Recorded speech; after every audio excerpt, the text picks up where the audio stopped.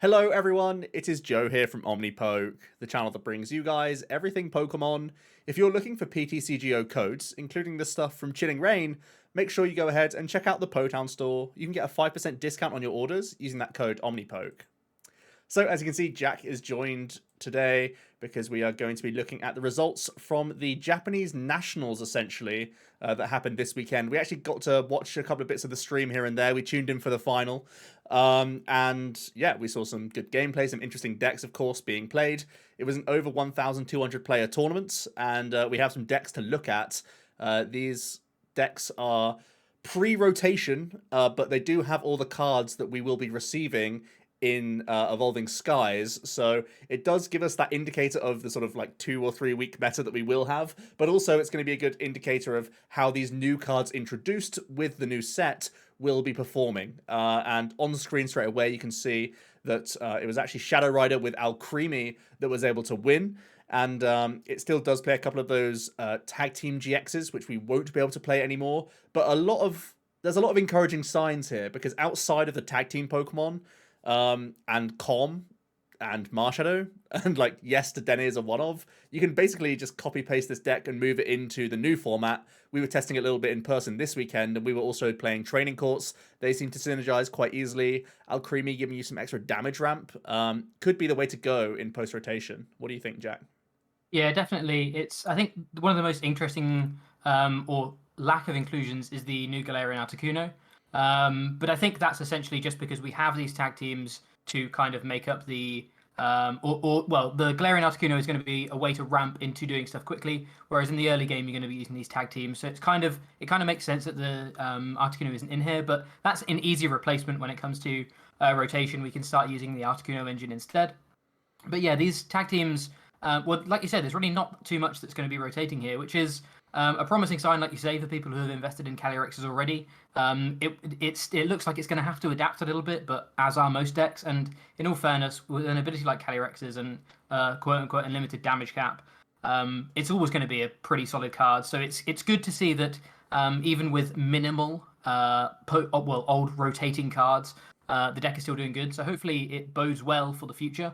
And clearly, Calyrex is still as strong in the upcoming meta as well. I think whenever we get new sets come out, people kind of think Pokemon release a new Tier 1 archetype that's just going to wipe out the old Tier 1 archetype. You know, how we had Urshifu, well, we had Eternatus, then we had Urshifu, then we had Calyrex, and now theoretically Ray is the big new archetype. But Calyrex still proving its worth. And yeah, the pure psychic build. Yeah, I really don't think, from what I've seen of the results at least, there really were not a lot of Aurora-based builds, which is interesting. There was actually also a very few. Well, I don't think I actually saw a single Eternatus make top 32, to be honest. Yeah. So maybe those two things are kind of hand in hand.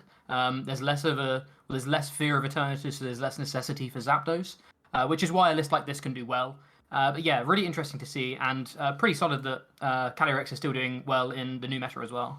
Yeah, I think there still is a lot of Zapdos, and we'll go down to the second place list momentarily, hopefully, if we have it. But the second place list was a Welder toolbox with Umbreon VMAX, but Aurora Energies, and had the Zapdos in there as well, and a few other attackers. It had Mewtwo, Aurora Energies, a few of those sorts of attackers, but Umbreon as a finisher. So you're right, a lot less Eternatus than you perhaps would expect, but people are still playing Zapdos anyway for good value. One quick note about Shadow Rider as we shift down to another list that we're seeing here. This may be the actual tweets from the player. Here is the runner-up list that I was just mentioning, where we've got the Zapdos subbing out Moltres for Umbreon going in here. Umbreon really nice because Welder decks oftentimes find themselves not being able to boss's orders quite as much because they need the burst acceleration instead. So moving to that Umbreon instead. This won't be possible for us post-rotation, obviously, because Welder will be going, but a promising sign for Umbreon. It definitely seems like a solid card. Potentially Melanie variants could be doing a very similar thing because they will be forced to use their acceleration supporter for turn, and then Umbreon could be a fallback option for gusting as well. So just something to bear in mind if you're looking at the likes of Ice Rider, maybe even low maintenance VMAXs like Victini. I think that's where Umbreon's going to really niche down and feel like a strong card, and obviously Eterna can benefit from this as well. So there's not too much for us to take into account in terms of like post-rotation here because we're losing all the tag team stuff. But still just shows that Zapdos was clearly a popular include in the format. And Umbreon gets a good little nod there as well. Yeah, definitely. I think, like you say, the biggest thing is Umbreon is a partner Pokemon that people will invest into, and it seems to be worth it. Obviously, it's a lot more worth it when we have Com. But in these kind of hybrid VMAX decks, like you mentioned, things like Ice Rider or Victini, you're going to be playing 4 Incense anyway, so it kind of mitigates the need for or the lack of Com. It's still going to hurt. Like we said, we've been doing we did some testing this weekend, and Com is actually a huge hit on the format. Yeah. But it does just show that Umbreon can be a fairly solid partner Pokemon for, like you say, some low maintenance attackers, and just being able to boss without having to boss. So you can Marnie, you can research, you can Melanie, is very, very strong. Brightlook has always been strong, and it's going to be no different this time. So yeah, nothing like you say that we can really take from the list, other than the fact that Umbreon does seem as good as everyone thinks it's going to be. Yeah, one thing we won't be seeing in our format, unfortunately, is that Umbreon is a counter attacker to Calyrex, because you can Welder an Aurora all in one turn to KO a Calyrex. So I think that's also a reason why you're seeing it in sort of place of Moltres in this build, which may be something that's sort of less possible. So this is the senior winner, which was also a Shadow Rider. Apologies for having to make your head tilt a little bit. But this is also Alcremie. It seems like Alcremie was very much the most popular way in Japan, which hasn't really translated over in our format so much. Maybe it's testament to just needing to be faster in this format, do you think? Possibly into certain matchups. Maybe there's bigger hurdles out there than we're seeing in our format. Maybe there's just more dark type Pokemon that you have to try and have a different Pokemon to sort of stack your energies onto with the Alcremie and reach VMAX knockouts. Yeah, again, I think one big selling point of the Aurora package in Calyrex is just the fact that it makes the Eternatus matchup winnable, and I think even with Alcremie, it's still going to be a bit ropey because they can always just boss up your Alcremie turn 2. So I think it probably is somewhat of a side effect of maybe Eternatus not being quite as strong of a play out there. For whatever reason, I'm not sure why that would be, because it doesn't seem like Path of the Peak is particularly popular out there either. But there are a couple of Path of the Peak decks here and there. But yeah, I think if you don't have to play Zapdos in Calyrex, there's no reason to run the Aurora package for like exactly Necrozma. So it does make the Alcremie seem a lot better. But yeah, I think those, like I say, those two probably things are, in my mind, the thing that stick out the most as to why the Calyrex lists favor this kind of build instead. So yeah, I'm really not 100% sure why Eternatus seems to be less popular in general. But I think for me at least, because of that makes sense to go for this sort of potential bigger burst approach from Alcremie. Yeah, and at the very least, we've seen pure Psychic builds, non-Aurora builds do quite well as the format's developed, and like accepting the L or just choosing to, thinking it's a good time to not face much Eterna, and it can pay off as well. Just although we don't have the list, a quick mention on some of the seniors and juniors results. Although they are obviously less relevant. It looks like seniors was won by Rengeki, which is Rapid Strike Urshifu, right? I think. Yes. Yeah. And juniors was actually run by Rayquaza VMAX, and Rayquaza didn't feature in day 2 for the Masters division.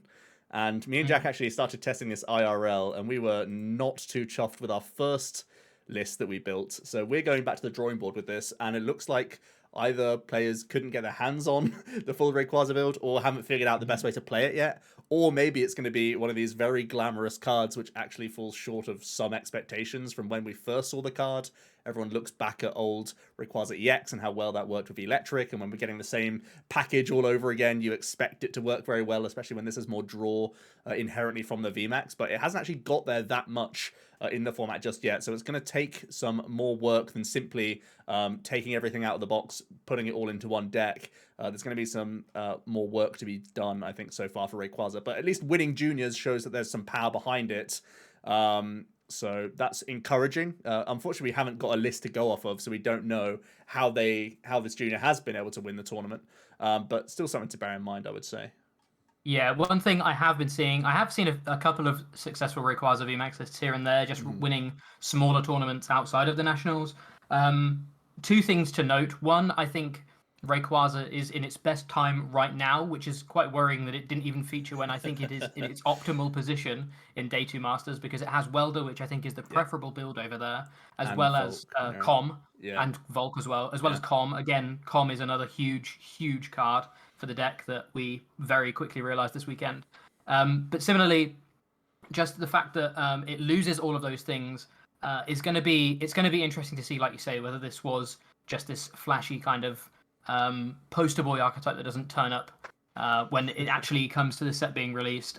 But it, like you say, it's good that it won, and I don't think it's completely off the cards, but I think it will. I think people will very quickly begin to realize that it may not be. Well, it's going to have. I'm scared to say it, but it's gonna. I think it has a significant Malamar feeling to it, and that worries me in a format without Com. But yeah, I'm glad it won juniors. I'm glad it was able to translate in one of the in one of the divisions, and also seeing Tornadus as the runner-up as well shows that there is still some creativity down in the the juniors division as well. Tornadus is kind of one of those VMAXs that everyone kind of forgets about because it just seems like a budget Urshifu VMAX, but there are selling points to it. Again, it's really unfortunate we don't have a list for these two, because I think these would be the two lists I would be the most interested in looking at. But Sure. hopefully in the coming days, we'll see some of these lists pop up. Maybe if they do pop up, we'll do another video somehow on them, just analyzing them a little bit more. But yeah, for now, unfortunately, we're missing those two. Yeah, just a quick sort of reverse Uno on the Rayquaza thing. Just talking about rotation, like potentially it's suffering in that format, even though you said it's got all of those gains in terms of what cards you can play. But maybe you're a little bit more afraid of like Gengar Mimikyu, and you don't have that time to actually set up in that matchup. Maybe there's other things at play where people just have more consistency, more Dedenes and stuff like that in their openings. That Rayquaza feels slower, and maybe Yeah. when other decks are brought down in that power level, there is still a chance for it to definitely see a lot of play. So our first impressions we weren't blown away by it, and Jack was quite disappointed because he loved Rails back in the day, because it felt more like Mally than old Eels. And I did not. I did not love Malamar. So yeah, we have more Shadow Rider, this time playing a 1/1/1 Dust Noir line, shutting down special energies, turning them into just regular colorless energies. Still played in Necrozma, this time with Recycle Energy, rather than like Aurora package, which we're used to. Otherwise, not too crazy. More Shadow Rider seemed like a very just strong pick.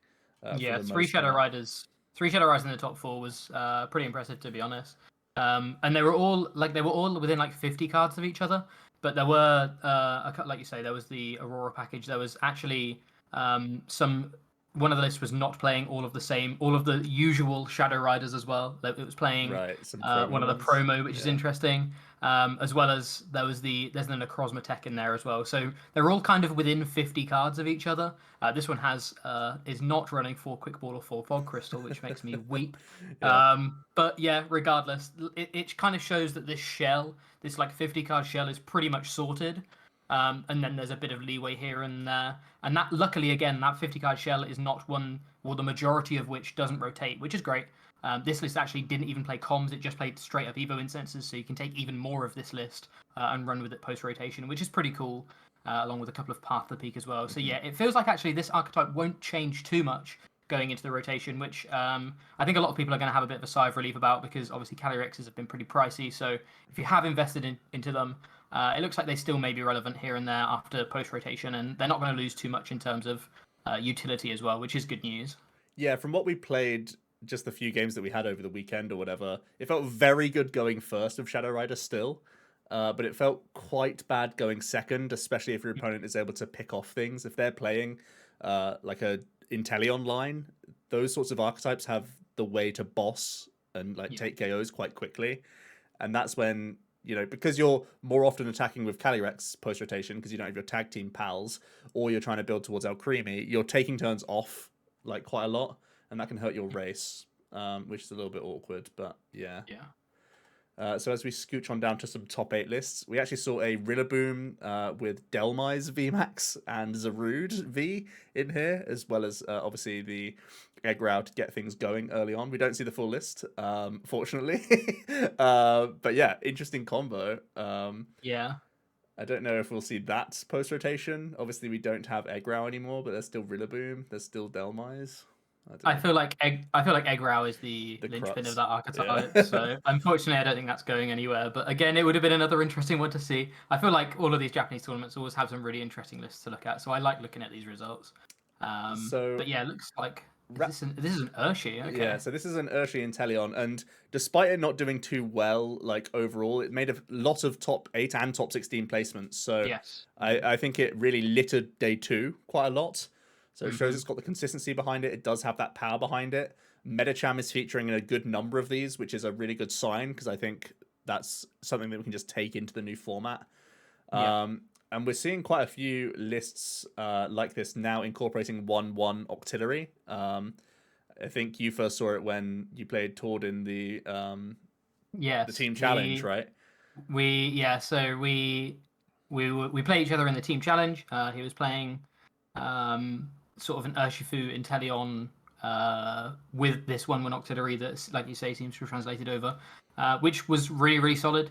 He took 6 prizes in 2 turns against me. No, in 1 turn against me, just because it was able to find exactly what it needed. It can, between the Octillery and all of the Drizzles, you can basically conjure together any combo the deck can feasibly conjure together, which is really, really impressive. And again, that's only going to be emphasized when we have Medicham in the format, because one, Medicham is somewhat, even though it's a one-off, is somewhat a build-around card. It's Yoga Loop attack, letting you take an extra turn. But also that extra turn, people don't realize, taking an extra turn also includes drawing more cards. It includes taking the prize cards from the effect of the attack to take an extra turn as well. It involves an extra Octillery search. It involves potentially extra Drizzle searches. It involves extra damage counters from Inteleon. It's more than just put 2 damage on your opponent's Pokemon and take some prizes and stuff. It's this whole attack is like 60 damage plus the extra attack you get, plus drawing like 6 cards or whatever, plus developing combos in your hands. So this archetype, I think, is really going to be impressive, and the fact that we lose Mew, I think, is only a positive thing for the archetype. Whether it's a positive thing for the format or not is undecided, but I think it bodes very, very well for the format. I've seen a couple of people tweeting that they were surprised how good Medicham was across the tournament, but I don't think it was, for us at least, too much of a surprise, because when you have an archetype like this that can manipulate bench damage so well anyway, being able to get payoff for that outside of just winning the game immediately, being able to get a payoff earlier on to try and develop your win con and build combos and stuff, seemed like a no-brainer. So it's really cool that it looks like that is indeed going to be a strong archetype, and I think this kind of list is bound to do well. The Yoga Loop, I think, is honestly a insane attack. I think it's absolutely nuts, and I can't wait to we'll play around with it. But the other thing I really like about this list as well, going forward, is this support account. Being able to play these one-off supporters. We've started to see these one-off support accounts more and more in these Drizzle engines, because before you couldn't find these supporters. We have no Lele in format, right? We have no Jirachi or anything like that. So, or Jirachi EX, sorry, to be able to search for a specific supporter. But Drizzle kind of does that. So you can play things like Erica's, Birdkeeper. Obviously, the Karina can also be searched by Octillery. So I like that we're moving away from, at least in this deck, 4 research, 4 Marnie, 3 boss. Because that looks like how pretty much every post-rotation deck is going to be initially. This deck looks like it doesn't conform to that. It can play all sorts of random supporters here and there. It can play, the Birdkeepers, the Karinas, stuff like that, and really develop interesting support accounts for different situations. So yeah, I think this is basically a combo deck, but I actually think it's a combo deck that has a win condition outside of the combo in Urshifu just being insane. So I'm really, really excited about his archetype, and I don't think much is going to change going forward from this as well. Yeah, I think my only fear is Jirachi GX going. I think that could be why you see some attempts of like Sylveon packages with a little bit of Urshifu in there, like a 1/1 or a 2/2 count, just because it depends on how much Calyrex succeeds, because that becomes a much fatter L than it would do. There's the argument that Jirachi GX stays in play long enough for you to like get your first few Gale Frost in, get some damage spread around the board, like you were saying when you face Tord in your like current format approach, right? But you're just going to get wiped off the board cleanly too easily by Shadow Rider, I think, at the moment, especially if they play like some things like Necrozma V that could just come out swinging early, something like that. So that's my only fear factor. but inherently you love seeing Mew go. And there will be a ton of one prize engines now because the Dene's going. So like the Dene Crobat was like a cornerstone for 2 prize engines, but now it's feeling like Cinccino's, Inteleons, maybe even Altaria, those sorts of engines are going to be really prevalent next format.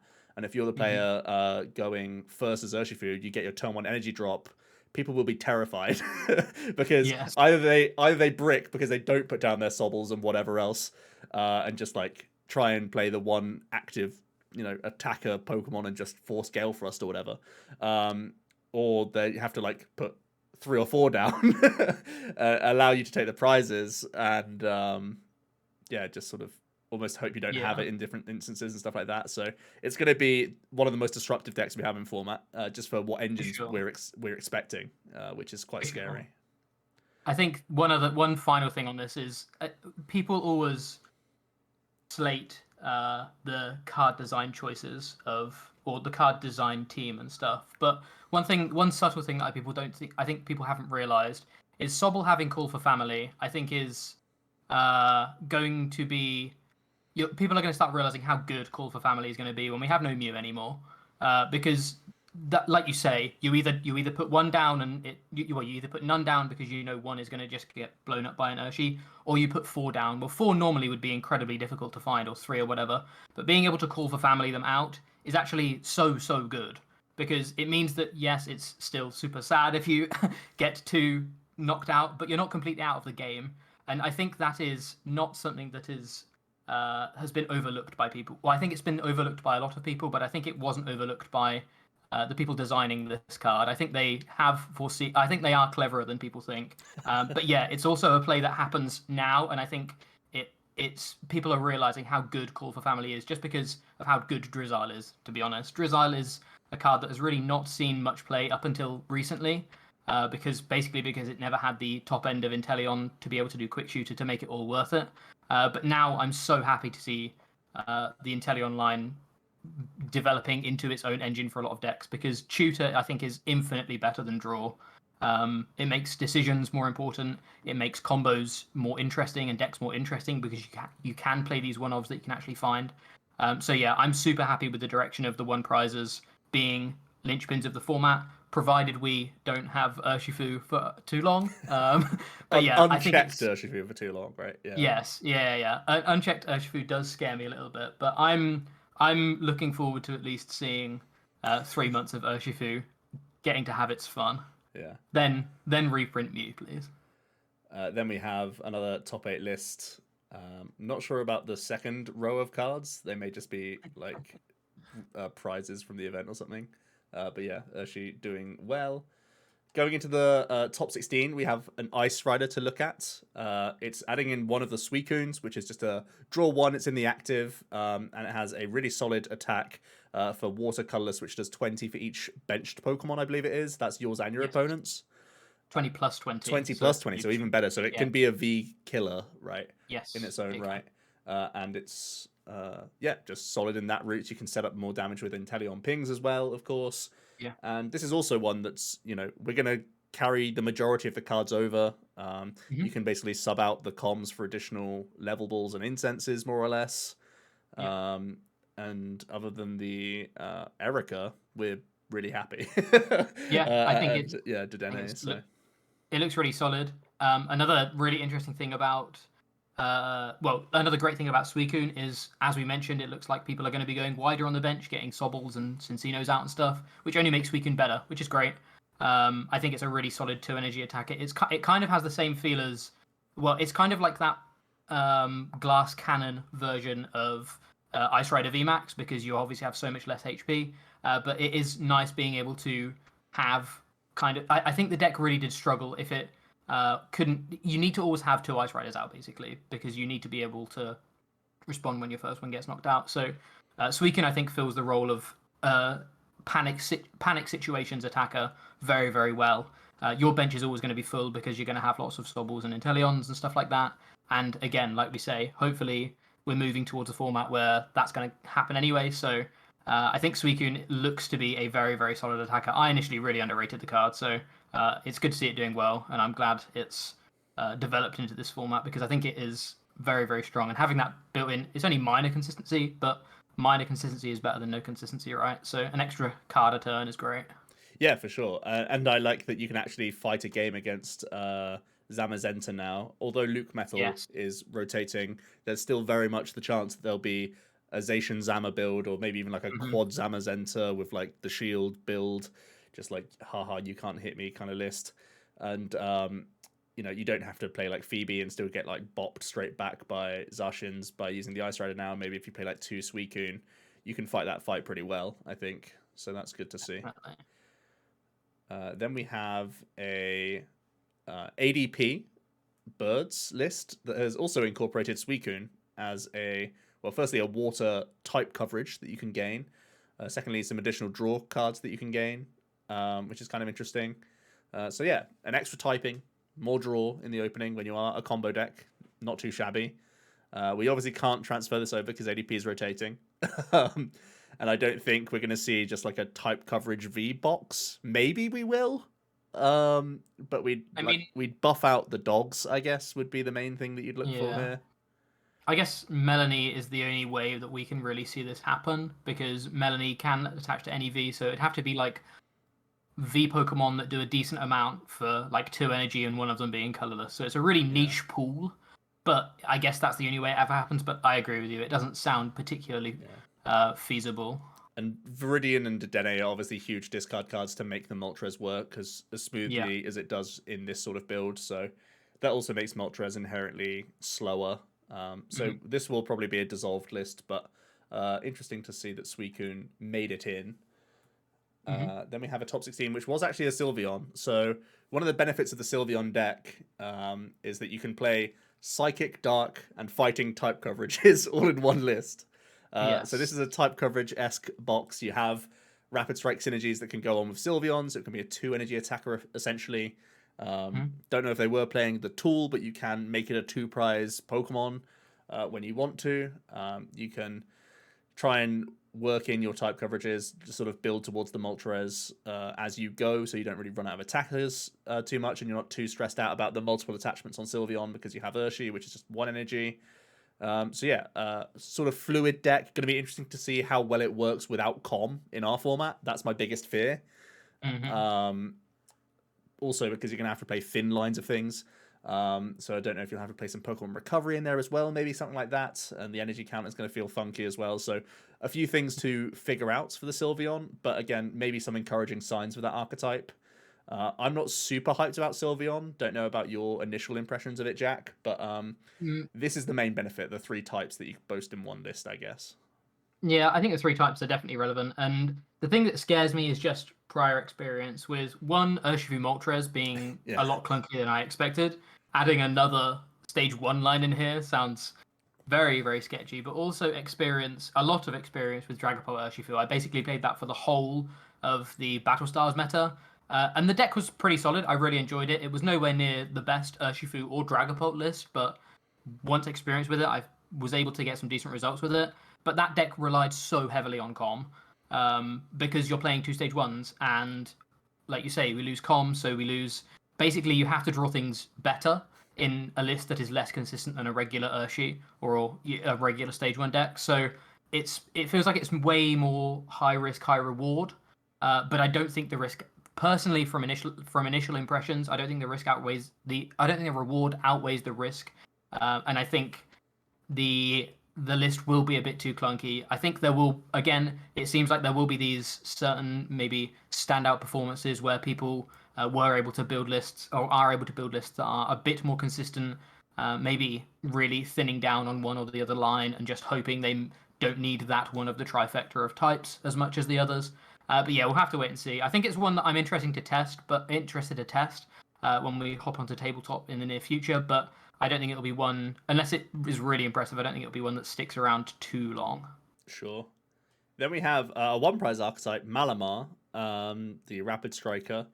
Um, we are losing a few bits and bobs here and there. I think Oricorio is a huge loss for this type of deck where you're trying to accumulate that hand to actually reach KOs.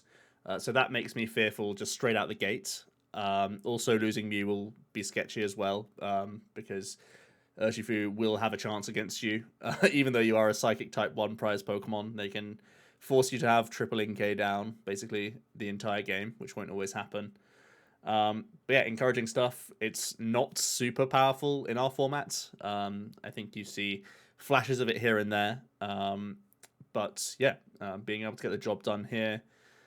Post rotation, yeah, Oricorio is the only thing that sketches me out. I think it feels like it will be too slow.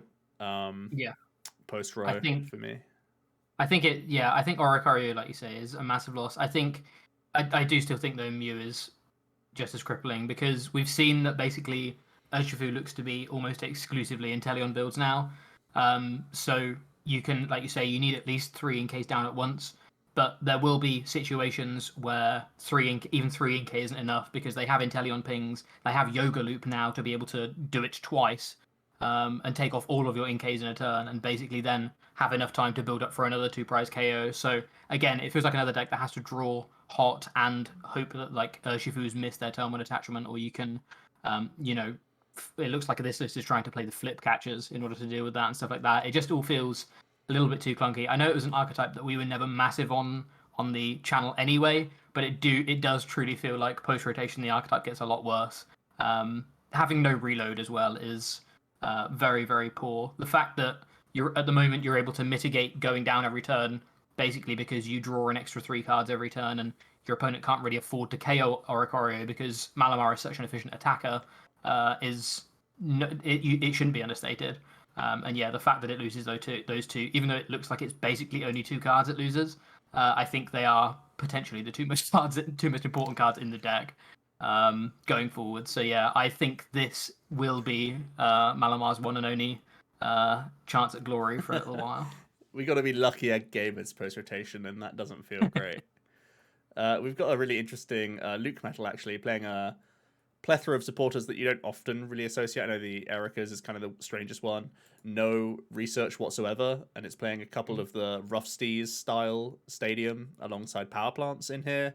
Playing some interesting tools in here as well. No goggles. I don't know if that maybe that's a rotated card for them because I know they have a weird sort of split rotation where they don't have certain things like Cocoa Prism Star and stuff.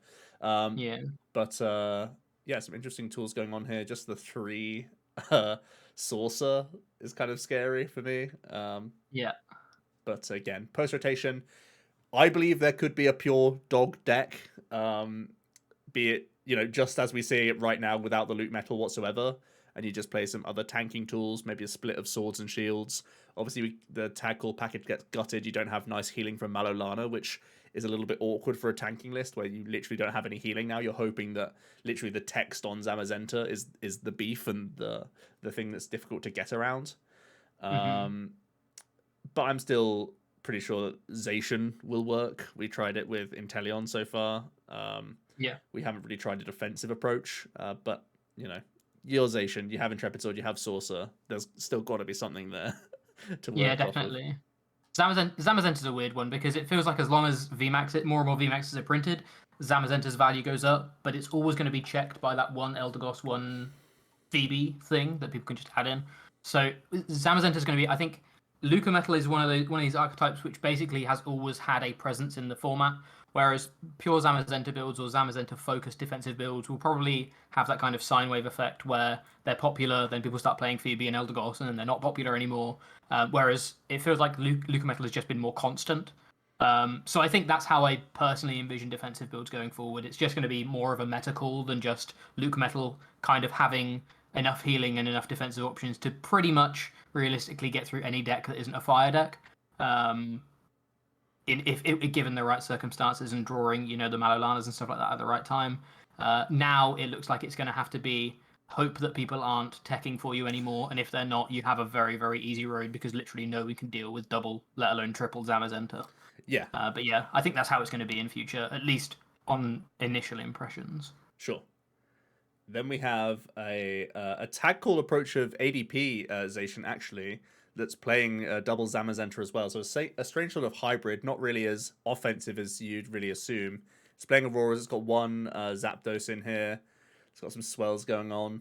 Just a slower approach really to ADP than you'd expect. Not working towards E-Switch whatsoever. playing stamps in here as well. So a defensive ADP, which we haven't really played in a long time over here at all, really. Yeah. There are still the 3 switch, but yeah, it looks to be They're right there, a lot. yeah. Yeah, But it just looks you don't it have the looks to same be a lot speed. slower, like you Yeah. say. Yeah, exactly. There's no. It looks like there's no researchers by the looks of it as well. So I think these are Belelba, Bryson, Man as well, by the looks of yeah, things, I which think is they're to search out yeah, I think energies. they're either. So yeah, Belobba Bryson Man searches for 2 energy, and then you discard 5 cards, and you search for 3 Pokemon. Oh no, I think they're Sinlins because Belobba and Bryson Man Yeah. only searches out basic energy. Right, and they So wouldn't yeah, play Aurora. Okay. this looks to be like a hyper slow build. Basically, like ADP of old when Zacian was first released, there was the tag call builds that looked to play Auroras and the stadiums and that kind of thing. So yeah, this basically looked like a really old school ADP build that just kind of says, yes, I can get turn 1, but I can also just hold out and get turn 2 and kind of guarantee it. I'm surprised that this did as well as it did, given that basically hyper aggressive ADP is almost exclusively the way it's played now. We've even moved towards ADP Birds, which is, I would argue, even more aggressive than the old ADP Zacian, because with Moltres and Viridians and stuff like that, you can be very, very aggressive now. So yeah, really interesting to see, like you say, more defensive, slower build, and then making it in. Very interesting. And basically, no one's tried this in our format. Like, as soon as No, Zacian came I out, feel like no one's tried the slow build ever again. well, basically, I feel like it was pretty much ever since Boss has been released that Yeah. everyone has gone hyper aggressive. I feel like in the early Sword and Shield meta, Tag Call was there was kind of this debate of which one was better, and then Tord went and won with the Energy Spinner build, and that kind of solidified it. But yeah, like you say, no one has touched Tag Call build, or at least heavy Tag Call build. I want to say for probably close to 18 months now. So yeah, really interesting. Looks like another ADP made top 16 also, but also playing Zamazenta. Again, not a card you see too much of in No. builds over here. And we have more Zacian going on with ADP once again. This time playing that Suicune, playing Mawile, which is more common for us to see, I think, as well as the Echoing Horn. And it is playing a Mewtwo as well for extra type coverage. This actually does play Belelba because it plays those multiple basic energies. Still playing double Yeah. stamp though. Again, still playing tag call. Maybe it's just Belelba that's the difference maker in their format. Yeah, I think so. For making them want to play tag call. I think so. Looks like this has a lot of one-offs as well. It's also got the backdoor combo of Sword plus Leon as well for you to be able to one-shot VMAXs, which is pretty impressive. Also got the one-of, like you say, the one-of Horn, the one-of Big Charm, the one-of Switch. This just looks to be all of the options ADP. I want to be able to do something against every matchup, which you can't really argue with. I think both you and I have a much more linear approach to ADP of get GX turn 2 and just win off the back of that. But this looks like it basically has options or different techs for almost every matchup out there, which is pretty cool, to be honest. I like this box style effect. Yeah, not too shabby. And yeah, that rounds out the top 16. There's not too many other lists that you really want to look at in the top 32, just more of the same, really. I'll just give one final overview of what made the top 32. We've got pretty much info on all of that. If I just zoom out a little bit, there's a few question marks for the top 32, but pretty much lots of Ghost Rider at the top with Alcremie, a good amount of Urshis getting knocked out by them, basically. Yeah. Yeah. And then just a good lump of various ADP builds, different intels being played with either Sylveon, regular Urshi, or Ice Rider, and then just more Ghost Callies going on. There is a pure Suicune with the new Altaria. Allowing you to put a supporter to the top of your deck once per turn, just a levelable engine, and Suicune can obviously draw straight into it. That's usually based on having a sort of stamp disruption handlock package, knowing that you can Altaria into like Jesse James the turn you want to actually just completely remove your opponent's hand. So that won't translate over to rotation for us. The Suicune Ludicolo, I believe that's the damage buff Ludicolo. It is. I believe it is, yeah. So we do carry that over, which is interesting to look at. I definitely want to look at that from a Zacian approach as well as a Suicune approach. So those will be some interesting things to potentially juggle for us post-rotation.